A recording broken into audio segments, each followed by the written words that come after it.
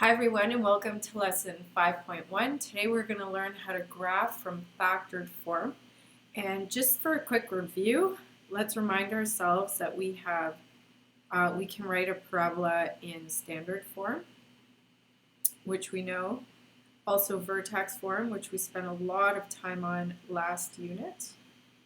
And now we're going to learn about factored form.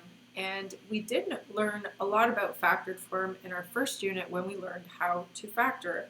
So after this lesson, you should be able to factor a quadratic in order to find x-intercepts. And for that, you need to use the zero product property. So let's do a quick review.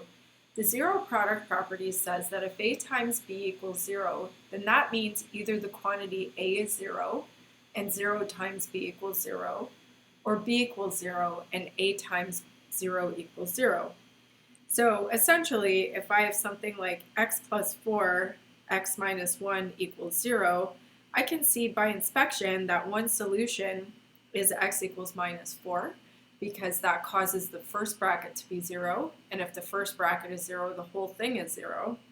Another solution would be x equals 1, because if that bracket is 0, the whole thing is 0 again. So we can see that having a quadratic in factored form set equal to 0 makes it really easy for us to solve for x values. So in finding x-intercepts, if I have y equals a, x minus r, x minus s as my parabola, and if I want to find the x-intercepts, what I do is I set the y value to 0. So then what? Well, let's do some examples. So I have this parabola here, x squared plus 6x, and I've set it equal to 0, meaning I'm finding the x-intercepts of this parabola. So what I can do is I can factor this, and this one's easy, it's just a GCF. And then I can clearly see, hey, if x is negative 6, I know my left-hand side is 0. This one's a little bit trickier. I can also see that when x equals 0, I would get 0 times 6, which also equals 0. So my two x-intercepts here, my two solutions are x equals 0 and x equals negative 6. Let's look at this one. So we recently did a review of factoring. This is in the form of x squared plus bx plus c. And we know that in these cases, what we do is we need two numbers that have a product of c, okay, and then a sum of b. So what I have to do is find two numbers that multiply to negative 36 that add to negative 5. And that's negative 9 and 4. So I know that I can just write my factored version as x minus 9, x plus 4. Now that I have it in factored form, I can apply the zero product property, that's a times b equals 0, to look at each bracket and work backwards to figure out my solutions. So I know one solution is x is 9, the other one is x is negative 4. All right, now we've got one here that looks a bit tricky because one side isn't 0, but it's not that tricky. We just create the 0 by moving the 7x term over, and then I'm going to factor this. X minus 3, x minus 4, same process as before, and using the zero product property, I know my two solutions are x equals 3 and x equals 4, because if I sub those in on the left-hand side, I'll get 0. All right, now we probably have to jog our memories about how to factor ax squared plus bx plus c. So what I do is I multiply a times c together, in this case 2 times negative 12 to get negative 24. Then what I do is I find two numbers that multiply to negative 24, but they have to add to this middle term. So those two numbers in this case are going to be 8 and negative 3. So what I'm going to do is rewrite that term 5x as plus 8x, subtract 3x.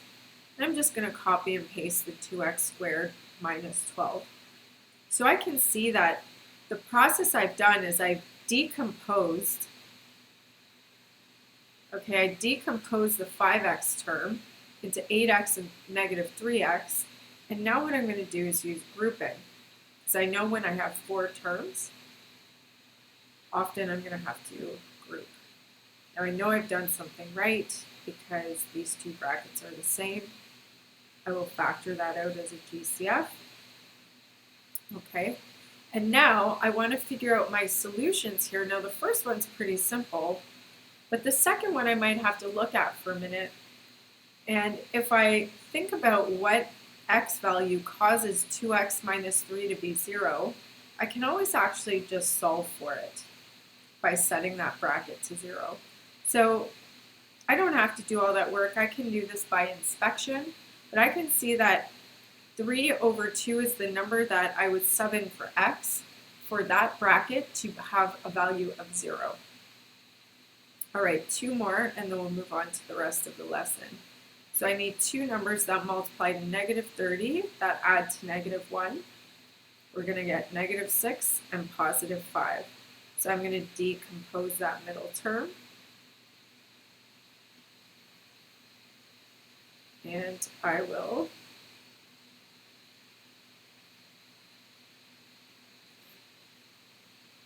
use grouping. I'll factor out the x minus 1, 6x plus 5.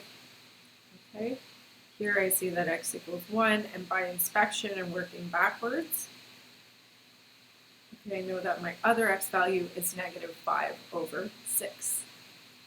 All right, this one might look like an ax squared plus bx plus c question, but it's actually an easier question in disguise.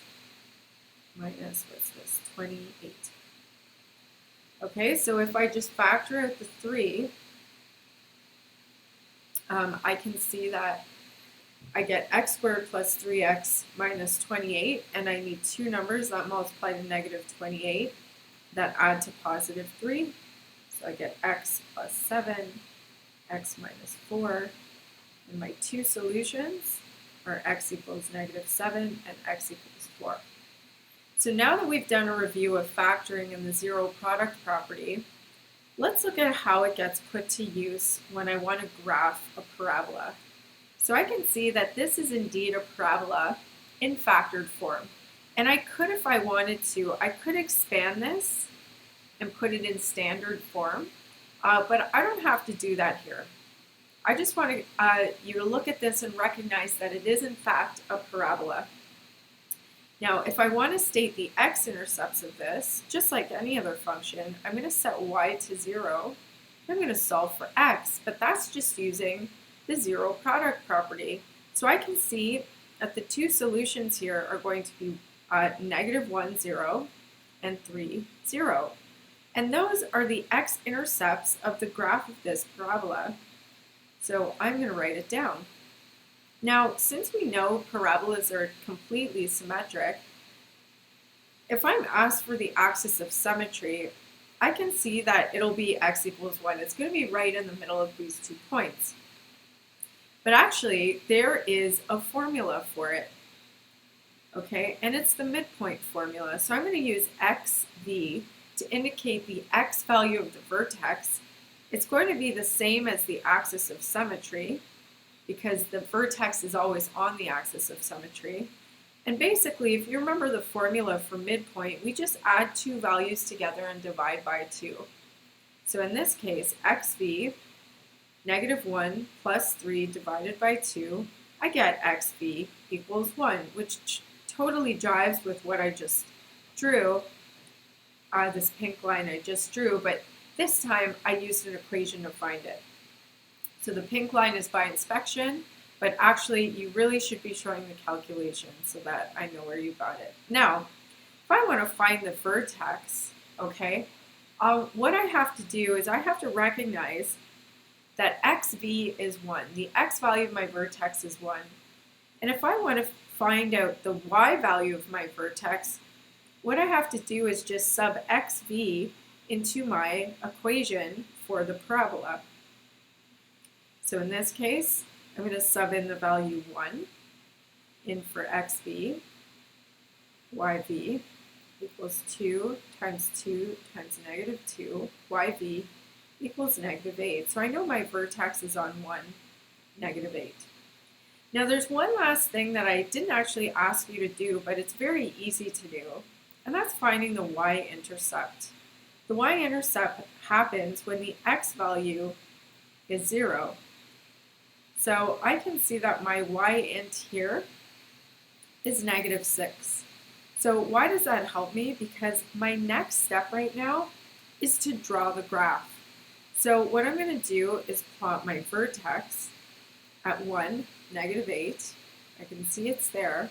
But then I can also add my y-intercept into the graph. And because it's symmetric, I can also put another dot on the other side of the axis of symmetry. And now I can graph my parabola, being sure to fill in my field of view. Okay, when I ask you to graph from factored form, you really only need 3 points. These other 2 points are extra, but you'll need the vertex and the 2 x-intercepts to graph. The y-intercept and that other point were just bonuses. We're going to do the same thing here. So to state the x-intercepts, I can do it by inspection. So I can see based on the zero product property, negative 1, 0, and 5, 0 are my x-intercepts. The x value of my axis of symmetry happens when I add my 2 x-ints together. Okay, and I'm going to get xv equals 2. And let's just see if this works, or if it looks good. Yep, I think that looks good. Now I can see based on this value that it's going to be a facing down parabola. And the reason I want to point that out is in the next step, we have to find yv. And the way we find yv is by subbing in xv, the x value of the vertex, into the equation for the y value of the vertex, which is the equation of the parabola. So here, I'm going to put in the value 2. I'm going to get negative 5 over 9 times 3 times negative 3. And I'm going to get that the y value is 5. All right, so I know my vertex here is 2, 5. So my vertex is up here. Okay, and that makes sense because it should be downward facing. I happen to know that the y-int here is not a very nice number, but we can calculate it anyway. So if I sub in 0 for x, I end up getting 1 times negative 5. So my y value is 25 over 9, which is like 6 point something. That's not right, it's 4 point something. That's okay. We're going to just draw it the best we can. I think it's actually 3 point something. I do not have a calculator. But yes, since 25 is less than 27, I know that it's going to be less than 3. Okay, so that is the graph of the equation negative 5/9 x plus 1, x minus 5. So there we go. I could ask you to graph something in factored form, or I can ask you to graph something in standard form, in which case you have to factor it, which we're going to do in the next page.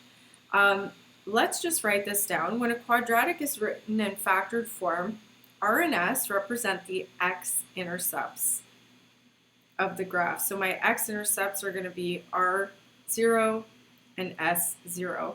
Now I just want to mention here that we use the words x-intercepts, roots, and zeros kind of interchangeably. They all mean the same thing for the intents and purposes of this course. The A value still represents the vertical stretch, compression, and if it's negative, it'll also be a reflection. So the a value in factored form is has the same role as the a value in vertex form.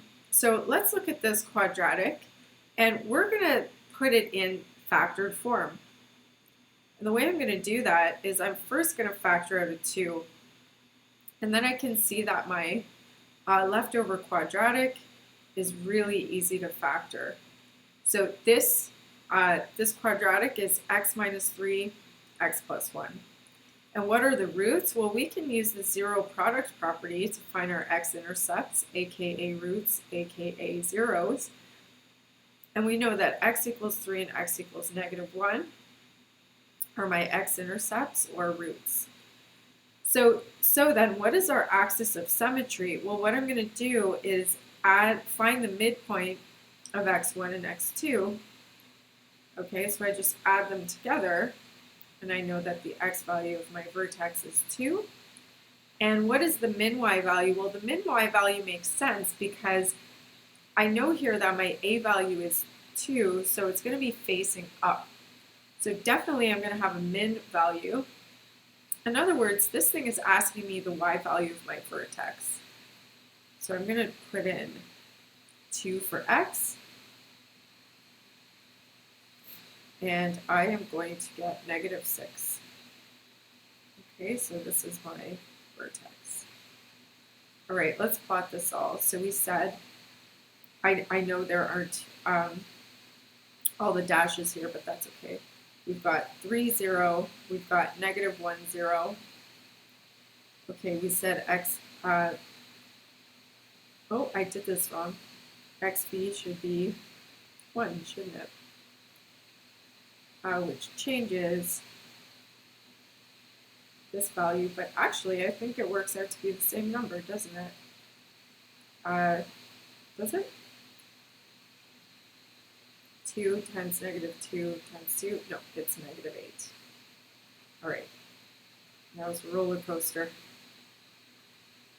All right, so we are going to graph in xv equals 1. And we're going to graph into negative 8. And we can plot this. Let's see. I could take a minute to try to calculate the y-intercept. A little hard to do on my iPad. A bit more slowly. All right, looks all right.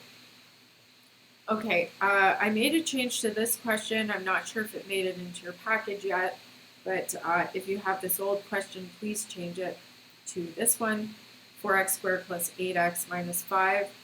So to put that in factored form, I'm going to start with negative 20, and I need two numbers that multiply to negative 20 that add to 8, and that's going to be 10 and negative 2.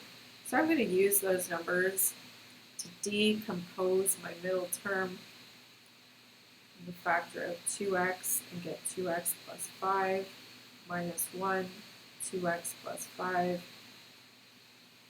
2x plus 5, 2x minus 1 is my product. So what are the roots?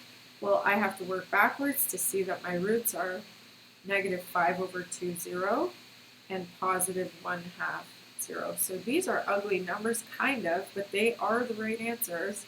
So negative 2.50 and 0.50. What is the axis of symmetry? Okay, negative 5 over 2 plus 1 over 2 divided by 2. So that's going to be negative 4 over 2 over 2. XV is negative 1.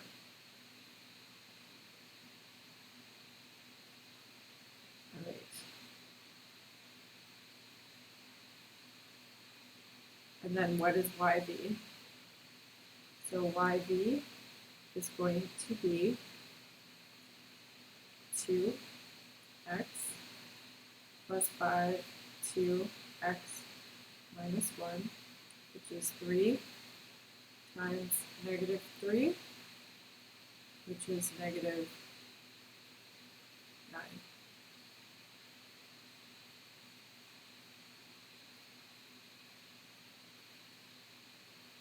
Great.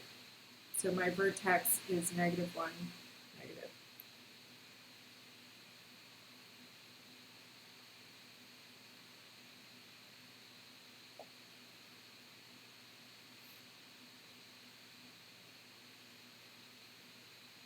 It's not going to fit on here.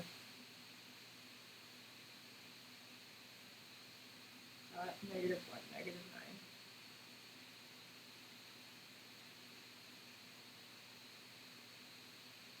9. Okay, just try your best. All right, so now we're going to get into determining equations, and you had this in your last unit. In your last unit, you would have started with vertex form. In this example, if I know that I have zeros at 3, 0, and 12, 0, what I'm going to do is start with factored form, because I know immediately, working backwards, that one of my factors has to be x minus 3 and the other one has to be x minus 12. And then we're going to solve for a the same way we did last unit by subbing in a point. Okay, so I'm putting in negative 2 for y, and I'm putting in 4 for x. So I get negative 2, a negative 14, and I get a is negative 2 over negative 14. I did something wrong here. This should be 4. Here we go. 4 minus 12, and what's that? That is 1 times negative 8. Okay, so this should be negative 2 over negative 8. A is 1/4.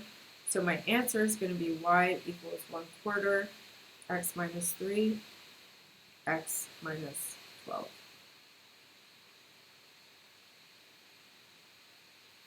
All right, so the last question, in the last question, we get a parabola and we're supposed to express it in 3 different ways. The first one is in factored form. So what I'm going to do is look at my graph and notice that I have 2 x's. One's at 2, 0. The other one's at negative 4, 0. So I can work backwards to figure out what r and s are. We've got x plus 4, x minus 2. And then I'm going to sub in the vertex as a point that I know to solve for a. So I get 27 equals a, 3, negative 3. So that means that a is negative 3. So in factored form, my equation is negative 3, x plus 4, x minus 2. Now I can take the exact same parabola and figure this out in vertex form. In vertex form, I'm going to start with x minus h squared plus k, ax minus h squared plus k. Then the first thing I'm going to do is sub in the vertex, which is negative 127. And then I'm going to sub in another point that I know. In this case, we might as well do 2, 0. It doesn't matter which one you do. And then I get negative 27 equals a times 9. So a is negative 3, which isn't a surprise. It should be the same value, x plus 1 squared plus 27. All right, so we haven't talked much about standard form, but this question is asking us for standard form. And all you have to do is pick one, let's say factored form. You have to expand it. So what we're going to do is we're going to expand the brackets first. We're going to get x squared minus 2x plus 4x minus 8, negative 3x squared plus 6x minus 12x plus 24, y equals negative 3x squared minus 6x plus 24. So that's that in standard form, but I just want to do this one more time with starting from vertex form. And we know that x plus 1 squared, it's not x squared plus 1 squared, right? It's x squared plus 2x plus 1 plus 27. negative 3x squared minus 6x minus 3 plus 27, and sure enough, we get the same thing. So to find standard form, we take our factored form or our vertex form and we'd expand. Now for homework, guys, what I would like you to do is look at these questions from the textbook and give them a try before our next class. Good luck.